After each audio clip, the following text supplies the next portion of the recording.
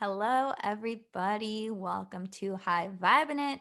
We have another amazing, life changing episode to help you live your best life, manifest your dreams, raise your vibe, feel how you feel, embrace it all, and all the good, magical, juicy, energetic, healing people things that we like to talk about. My name is Kelsey Aida. I'm your co host, also here with Lindsay Robinson, who is my co host and Your hypnotherapist. other co-host. Yes, and we are really passionate about helping people to manifest their dreams, release energetic blockages, all that jazz. And today we have a new soul sister on the call who also does just that in her work, Miss Tara Brunet. Did I say it right? Brunet? Yeah, yeah, Like the hair color. yes. Love it. Got to get that hairstylist reference in there. So she is the queen of quantum leaps, and I'm very excited to talk to her about, quantum leaping, energy work, all about manifesting and mindset, because that is her jam and also coincidentally our jam. So thank you, Law of Attraction, for bringing us all together. Here we are. Tara, can you tell everyone a little bit about how you got started in this work and your journey a little bit with it, like the Cliff Notes version, and then we'll get into some juicy stuff. Yeah, for sure. Thank you guys so much for having me today. I'm super excited. My journey started about 7 years ago. I was a waitress and going through a really hard time. I'd just been through a bad breakup, and I was also had dreams of being a personal trainer, owning my own gym, but I was going through a really bad back injury at the time. So I had a horrible herniated disc. I couldn't do anything. I couldn't even sit in a chair. I just had to lay in bed all day, and I was struggling with anxiety, depression, all of that. And I found the book, The Secret. And that book really shifted things for me. I started to realize I made my first vision board of owning my own studio, personal training studio, becoming a really like a sold out personal trainer and nutritionist, which did happen quite quickly within a few years, which was wild. But throughout that journey of really diving into mindset and manifestation, I fell in love with that world even more so. A big part of the manifestation was obviously drawing in my dream personal training studio, that sort of thing, that career, but also healing my relationship with food and body. So I struggled with bulimia and binge eating for about 16 years and more than half my life. When I finally applied the manifestation techniques and tools that I'd used, I ended up healing completely from my eating disorder and also losing 35 pounds in the process. So now I do a lot of work with women around manifesting their dream bodies and all things mindset and manifestation. Wow, that's powerful. That's pretty cool. Great Lucky I story. already know your story because my son just came in and asked where his underwear were. Sorry, everyone. Yeah, I saw you muted yourself, and I was like, oh, I see her talking to I'm a like, little person. give it out. Give it out. He's like, I can't find the underwear. Anyway, so Kid hi. problems. I heard the beginning and the end, but yes, I'm happy that you are here today. I know your story basically because we know each other a little bit quite well. And I love your journey, and because it speaks to like once you make the decision and the secret is the opening door to almost, I'd say 80% of our guests or 80% of the people that I come into contact with. They're like, yes, I learned from the secret, and it opened so much of a bigger horizon for me and so much more options. And so once you make that decision, it's like, okay, now I am the pilot. I'm the, what is it? What's the person that drives the boat? What's it called? Captain. Captain? Yes. Captain. Sorry, my naked son just freaked. Like my whole brain is like scrambled right now. I'm like, where are your pants, man? Put on your pants. So Hashtag mom life. Can't hashtag wait. mom life. I love Thank it. God there's the camera's In the pointed middle this of way. Is all recording I a gotta say. podcast, and a little naked child He comes just in looking doesn't for his care. undies. It doesn't matter how many times I tell him, like, if the door's closed, don't come in. He's just like, underwear, mom. Anyway, so I love it. I love it. So you made the decision, and things started happening. Yes. But it Mm-hmm. wasn't a smooth sail. There were some bumps in the road, which is usually the case. So, what were some of those challenges for you? Because I know what they are for me. In terms of dream body or just in general? Just in general, but if you want to get specifically, if anything comes up that is like significant, like I think that would be important to talk about for a sec. Yeah, I think at the beginning, the hardest part was really trusting and believing that these tools would work, which I think everyone has that experience when they're first starting. They're like, this seems far too good to be true. But when I Yeah. really just decided, I mean, basically I hit a breaking point in my life. Like before that kind of all began when I read The Secret and I had nothing else to lose. Like I was at the bottom of the barrel. So it was actually quite easy from there to kind of move forward. And the same thing happened with my body. I was just at the point, I was the heaviest I'd ever been. I've been dieting my entire life, working out for hours and hours a day. I was just exhausted and I just couldn't do it anymore. And I was like, okay, like, do you guys swear? Yeah, you do. Oh, yes. I listened to an episode this morning.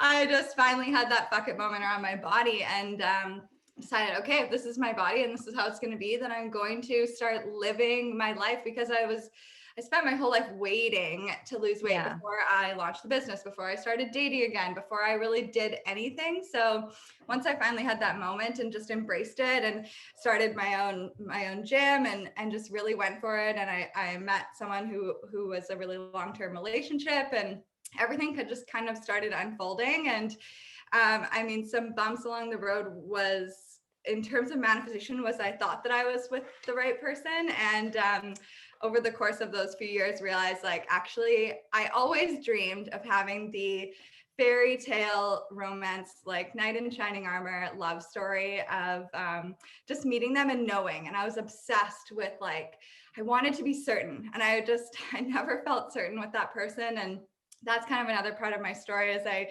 really intentionally manifested my soulmate in like, it happened in like one day and we were engaged 2 weeks later and married within 3 months. And our whole lives have changed in the past year and a bit together. So, but it was really about holding the faith and then making those really hard decisions of like leaving my previous engagement. And like, I had to move back. I had to move into my little sister's backyard. Like I had nowhere to live. I gave up the gym. Like there was a lot of things in order to move forward into that grand vision I had for my life of everything I wanted. I had to let go of things that were still good.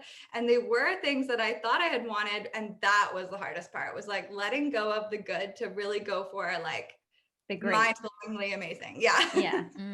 Can we just pause there and have some appreciation for Yeah. that journey and that tidbit of gold? Because it's not like all rainbows and butterflies and easy peasy. If you want to become the person who can hold space for your dream life, you're going to have to make some changes, and they're not all going to be comfortable. They're not all going to be easy. It's not going to be stuff that you can all just do in your sleep and in a meditative state. It's going to be like, okay, I have to break up with this person. I have to leave my job. I have to be homeless. Like crazy things might have to happen. And it's all part of the journey. And I always just think that, you know, the more intense the contrast, the more intense the good result at the end, or the, you know what I'm trying to say. I don't have the perfect words for it right now, but yeah. Well, and I know that we've before a few times actually, especially almost right now, it's almost a theme where we talk about once you start becoming an energetic match to where you're going, you're going to be hyper aware of everything that's not working. But I don't think we've ever touched on the fact that some of those things that aren't working still feel good. And I think it's important that Tara brings that up, is like, yeah, I was fine, but it was a risk to stop being fine so that I could be spectacular. And a lot of times that's what keeps us where we are, because we're like, but wouldn't it feel really bad if I had to go? Like, wouldn't it feel more uncomfortable? So I'm glad that you brought that up, because it's not something I don't think I've ever touched on it, but it is very important to notice, like, just because it feels okay doesn't mean if you want to feel okay, then you're fine. But if you want to feel great, then you know what to do. And it's not always going to feel cut and dry and black and white like that. So I'm glad that you brought that up. Super important.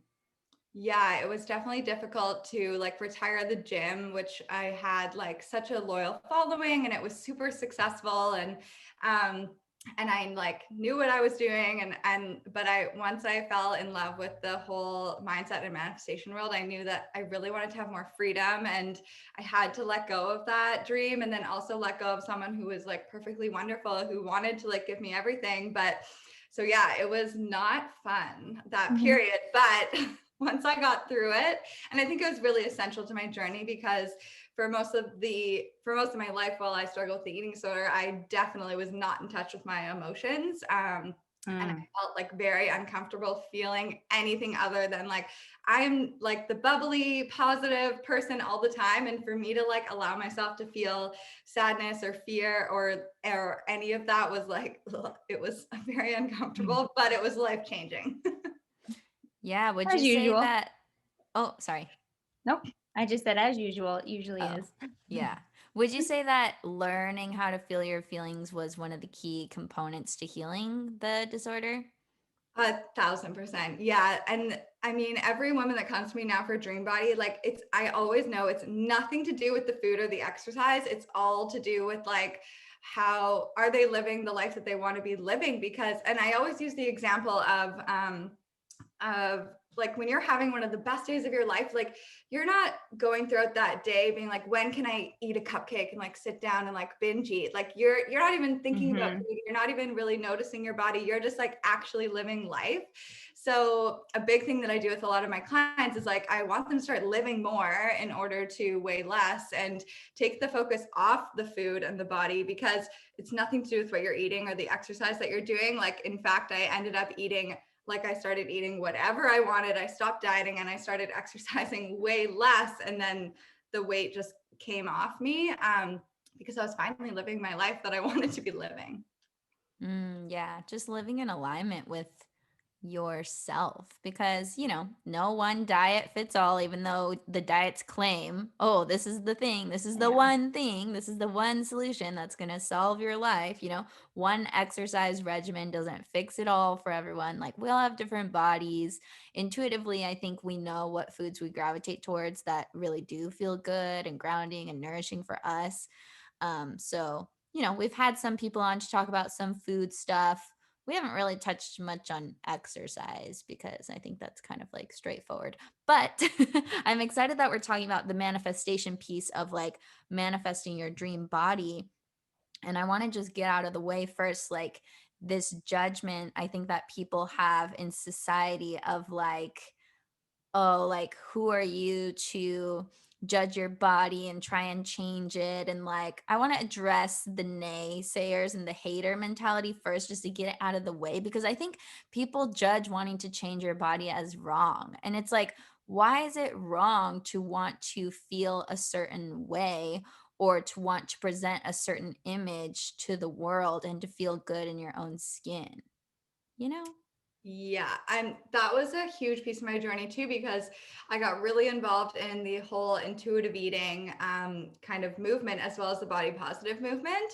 And then when I started losing weight, it was almost like it was a really bad thing. Like the body positive community is Yeah. almost like very abrasive against anyone that wants to change their body, because they're no longer body positive. But I really wanted to bridge the gap between those two, because I believe like you can be in any body that you desire, and none of that is wrong. And I think the thing that the body positive community and the intuitive eating community is against is obviously the dieting and the restricting and like forcing yourself to like change into this body and like giving up who you are. But I really want to be that person in the middle. Like you can have the body that you want, and you can also like have full freedom with food and full freedom with the movement that you choose to do in your body. And you can have both. And yeah, it's crazy how much judgment there is in every single. In every way. Yeah. Yeah. No matter what you do, you can't I please just them all. I just think the standard should be if your motivation is to be healthy, because binge eating is not healthy, yo-yo dieting is not healthy. Like these are very unhealthy things that people are forcing themselves to do to fit a certain societal standard. If we can just let go of the standards and just be the healthy version that we want to be, right? Like if for you, if that means, wearing a different size or a bigger, if being curvy or bigger, then wonderful. That's great. You're still healthy. Like you're still a healthy person. But if you're, I mean, it's just, I just wish we would hold on to the motivation behind it instead of like what the body actually looks like, you know? Because there's Yeah. all different body. Like I could eat so much food and still be under 100 pounds. The only time I was over 100 is when I was pregnant, and a lot of people would judge me for that, just as much as they would judge somebody who could look at a cheeseburger. You know, as they say, I could just look at that and gain 10 pounds. I just think that it's ridiculous. It's all ridiculous. We're all doing the best we can. So just chill out. There's bigger gray area than we think. And Yeah, the body shaming thing is just so so funny to played me out, because girl. yeah, that's so like 2012. Like moving Yeah. on So like from the 1790, body okay? shaming, like people will shame you if you're too skinny, they shame you if you're too fat, they shame you if you're too curvy, they shame you if your butt's too flat. Like no matter what you do, you're gonna get shamed by the haters. And just, have compassion for those people because that's how they treat themselves. So Yeah, all you can do that's is just important. send love and understand where it's coming from. It's coming from a wounded, hurt place, and just live your best life. Yeah, it's the same way when people say, like, oh, well, you can't start that business. You're not going to make any money. They're really saying, I could never do that because I'm afraid that I would never make any money. Right. Anytime somebody is making sure you know how they feel, it's because that's how they feel about themselves. So I think that's important to say as well. There was this video that came out from Tiffany Jenkins, who I love. If you guys don't follow Juggling the Jenkins, you should. She's hilarious. But she said she was scrolling through the internet and she saw this picture of this woman. You know, she was probably same body type as us. She's pretty thin. Didn't really have a lot of meat on her bones, but she was like in a bikini, just enjoying herself. And the comments were like, "Oh my gosh, she's so skinny. Oh my gosh, she's da da da da da." Even one person was like, "One leg is darker than the other," and that's what they chose to point out in the picture. Even though it was a shadow on her leg, they felt the need to say that. And then so she goes, "Okay, so I went to a plus size model." Modeling a bikini because maybe they want them to be bigger. So she looked at the comments. Oh my gosh, she's so big. Oh my gosh, she needs to go on a diet, whatever, whatever. So she goes, okay, I'm going to go look at a picture of my girl, Britney Spears. No one can say anything about her, right? Of course. Everything under the sun. She goes, you know what, guys? You're not going to, she just showed the comments. She went through this whole thing and actually showed what she was doing. And it was ridiculous. So she goes, you know what? Wear the goddamn bikini. Okay.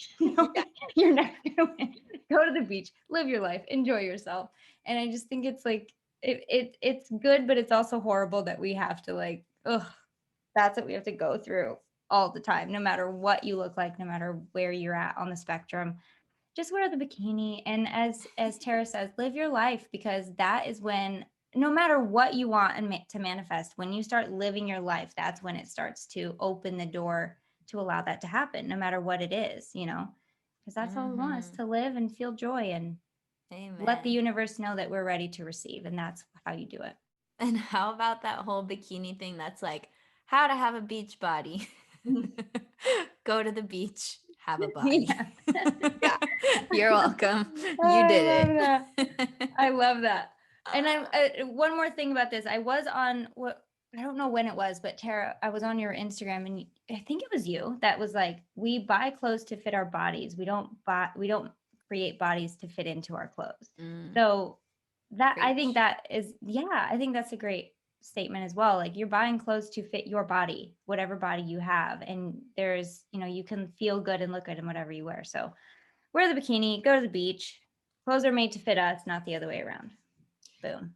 That was actually a big part of my kind of journey, was finally buying clothes that fit me, especially when I was at my heaviest. Like, we think that when we actually accept our bodies, then we're like saying, oh, well, we're never going to change. I'm never going to be where I want to be. So we continue to like fight against them and all this resistance, which is actually what keeps you stuck Right. in the same place. But acceptance is such a huge piece if you are looking to go down the whole manifesting your dream body. Like, I had to be like, okay, this is my body. I'm going to embrace exactly where it is right now. I'm going to buy all new clothes that actually fit me. And I get all my clients to do that, and they have a lot of resistance around it. But when they do, within weeks, the clothes are falling off them, because if you're starting every single day, this is kind of off the topic, but sort of works.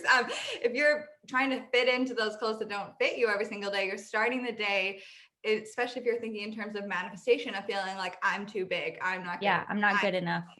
Yeah. And that's what you'll continue to manifest. So if you can buy clothes that like, I feel so cute, like I'm looking great in this outfit, then you're starting your day in where you actually are starting to manifest weight loss, ironically.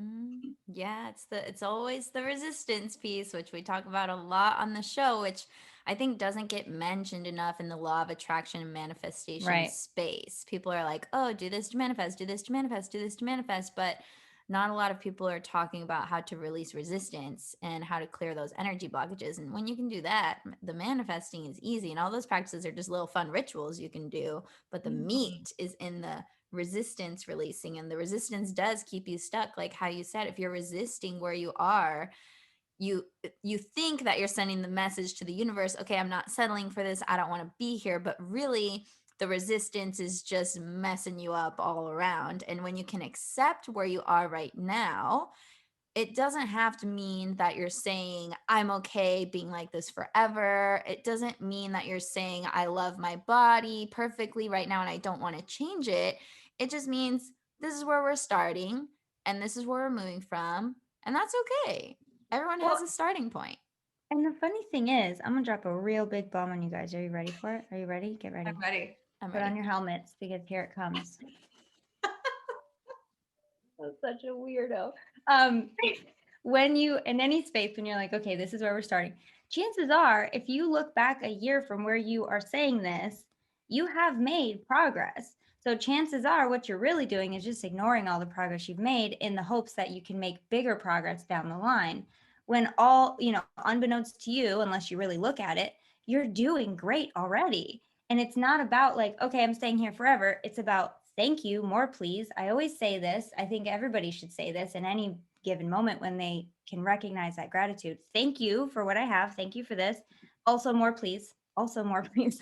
Thank you, more please. I think that's the best mantra ever because it's not settling, but it's also being grateful. And if we can just sit in gratitude a little bit more and realize that even though we feel like we're not where we want to be, if we look back to that girl 5 years ago, even 1 year ago, sometimes even 6 months ago, holy crap, look at how far I've come.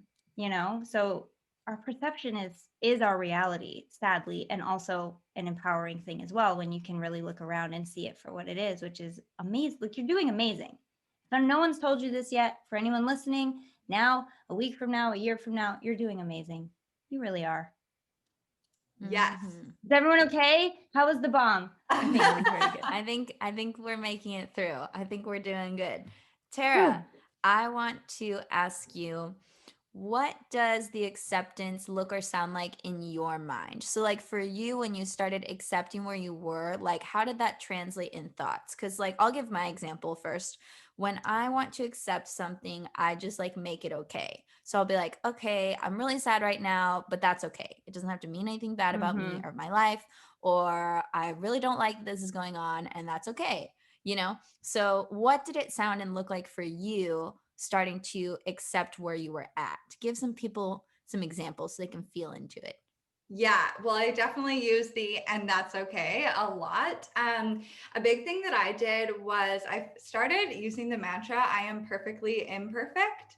And what that really did for me was allowed me to release comparison because anytime I started to notice myself, especially this is mainly in terms of body, I would be like looking at my beautiful 6 foot tall roommate who's like a supermodel, and I would be start comparing myself to her, start feeling like I was coming up short. But as soon as I just came back to I'm perfectly imperfect, it allowed me to really be like, this is where I am. I'm totally fine where I am. Because I noticed a huge thing that would keep me stuck in my dream body journey was starting to be like, okay, but I need to change and I need to lose weight and I'm not there yet. And like, obviously, that just keeps you in that cycle. Yeah. So that mantra was huge, always coming back to I am perfectly imperfect as I am.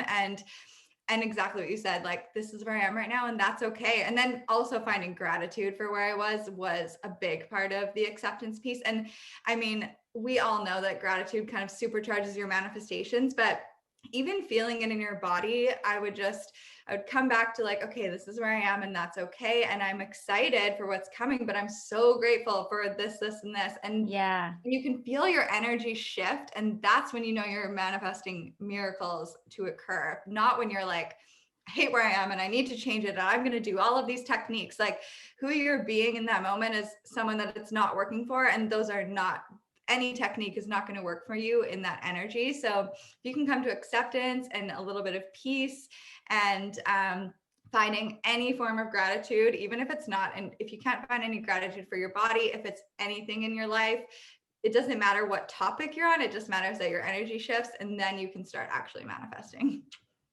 Yeah. And as far as the body for the gratitude part, I was going to add a little tip. Like, even if you can't be grateful for how you're feeling or how you're looking, you can be grateful that your body is like functioning and that it's Yeah. always breathing and that you're always digesting and all these things that we just take for granted and never think about. That's a great place to start. Cause I know, like, when I was climbing out of depression, gratitude was a huge part of my healing practice. And I would just start with little things like, I'm really thankful that I didn't give up on life yesterday. I'm really thankful that I have this cute little journal to write in. I'm thankful that I'm about to eat a bowl of life cereal because I love life cereal. And whatever it was, like, even with your Yeah. body, you can be thankful that you're blinking and breathing and your hair Yeah. is growing and whatever it is. We don't have to overthink it, but just, and like you said too, if you can't find gratitude for your body, that's okay. You can shift to a different area of life and it'll still put you in the same vibe. And I know Abraham Hicks is always saying, like, oh, if you have too much resistance thinking about the thing that you're trying to create, get excited about something else and that will improve every area of your life, which I do think is true. Yeah, 100%. Practice that all the time. All the Yes. time. If it's because, if there's one area that I'm super like weird about, I will completely go to another area. Just like, I'm going to leave this over here and I'm going to go in my garden or I'm going to go play with my kids. And it really does work. Mhm. Um, yeah, so fun. So, coming back to the dream bod, manifesting our dream bodies. Aside from releasing resistance, giving yourself some love, some grace, some compassion, some acceptance, what are some of the other key components to manifesting one's dream body? Well, visualization was a huge tool for me. I started reading You Are the Placebo by Dr. Joe, good old Dr. Joe. And I was just amazed at the studies in there. And then I started looking more and more into the power of visualization and how, like, they took two groups of people. One group went to the gym 3 times a week, and the other group just visualized it. And the group that actually did the exercises gained, I think it was 28% muscle strength. The ones who just visualized, 24%. And I was like, if visualization is that powerful. So I started visualizing a lot and really practicing acceptance and honoring my body and knowing it was almost like I visualized. So I basically, in my mind, I was like, okay, the universe knows like where I'm going. So now I can trust my hunger signals. So, I mean, it's all about your beliefs. So a big thing that I do with my dream body clients, I'm like, what do you believe you need to do to lose weight? Or what do you believe is true for you in terms of weight loss or your body, et cetera? And then we start really reframing those. So I remember it so clearly when it really started to change for me was I wrote down all of my beliefs. Like, I believe I'm always going to be a binge eater. I believe I'm always going to be bigger. I believe I'm always going to struggle with food. It was like super sad to look back on that. But then I just started reframing them and looking for evidence. Like, it just because someone struggled with food does not mean they're like destined and chained to that for the rest of their life. And I started just opening myself up to new beliefs. And I started really small of just like, okay, I do believe I could get my mind behind, like, if I listen to my hunger and fullness, I believe my body will naturally lose weight because I'm no longer binge eating like 5,000 calories at a time. And so I got my mindset behind that and I started to see a little bit of results. And then I moved to eventually my belief now is like, I can eat whatever I want and maintain my body regardless. Like, my body just knows exactly what to do with the food that I give it. And it's just a done deal. And I just move if I want to move. Like, exercise is not a requirement for weight loss. So it really was examining all of my beliefs. And I did an interview with my best friend who I mentioned earlier, who was like this tall, thin, beautiful supermodel. She still is. And I asked her, like, what do you think about food? Like, what do you think about your body? And then in my Dream Body program, that's what people get a copy of this interview. And they're always so blown away by, like, she's like, I don't even think about food. Like if I'm hungry, then I'll eat it. Like if I'm not hungry, then I'm not going to eat it. And I remember always, I would come home sometimes, and sometimes she would be making this huge salad for dinner. Other times she'd be sitting in bed, like scooping peanut butter out of the jar. And I was always so like in awe of how she viewed food. And same with my little sister, who's always been like natural. We have the same genes, and she's always like looked banging and had a six pack.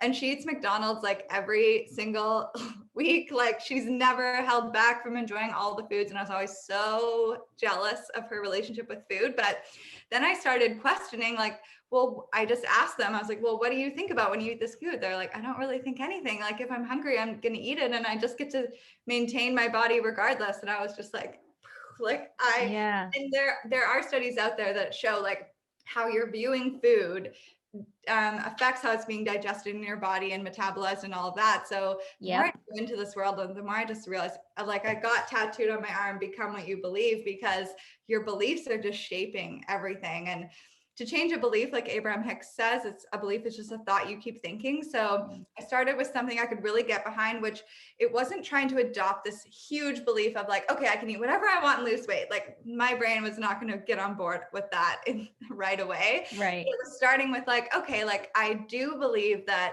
I can listen to my hunger and fullness, and then I'll start to see results. And then as soon as that started to gain momentum, then you can choose the next belief and the next belief. So, and I used to actually record my affirmations and listen to them as I fell asleep, which I asked Lindsay was probably a very powerful thing that I just started doing. But those are the biggest pieces. And when I look back, I'm always like, how did that happen? Like 35 pounds just like fell off me. It was so weird. I spent my whole life trying to be this like 120 pounds, could never do it. And when I finally just like threw out my scale and started living and doing these practices, I remember one time I was in Walmart and I was like, I'm just gonna see stuff on the scale. And I was 120 pounds and I was just blown away that morning. I'd like been for waffles and pancakes and like had all the food, and it really, your beliefs are everything. Everything. Louder for the people in the back. Hey there, thanks for watching this video. If you'd like to watch the extended version where you get the full podcast episode in a video format, just go to patreon.com/highvibe. The link is in the description. That's where you can become a supporter of the show, listen to all the episodes via video format, and each week you get extended versions of the show, meaning you get to see the pregame behind the scenes, and also you get an extended interview with whoever we're guesting, or if it's me and Lindsay, we usually pull cards for you guys, fun stuff like that. So go check it out. There's lots of cool goodies, including a free copy of my book, a free audio hypnosis from Lindsay. She's a hypnotherapist. And yeah, we just want to give you all the goods, all the content. So head over to patreon.com/highvibe to become a Patreon. Or if you'd rather listen to the rest of this episode, head over to highvibinit.com, where you'll see all the links to everywhere that it's getting streamed. Click your favorite one and be sure to subscribe so you don't miss an episode. Thanks for listening.